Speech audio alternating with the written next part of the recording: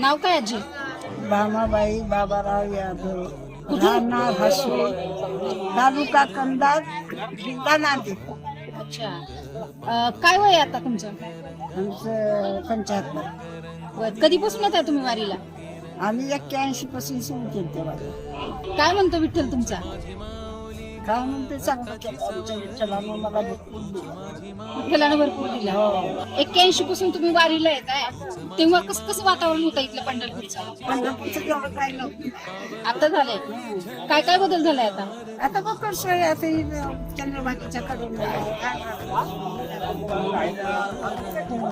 आता घाण नाही का मग? नाही मला थोडेसे पादं 10-15 पादं असे समजा पूर्ण पादं एका दिंडी एवढे पादं होते पहिले पूर्ण पादं. हा हा. आता भरपूर पादं एका दिंडीचे पादं तेवढे झाले. लोक वाढलेत म्हणल्यानंतर घाण पण वाढायला पाहिजे, पण सरकारनं स्वच्छता केली. स्वच्छता केली. आता कोणाचं सरकार आहे? आता आपला सरकार म्हणावं लागतं.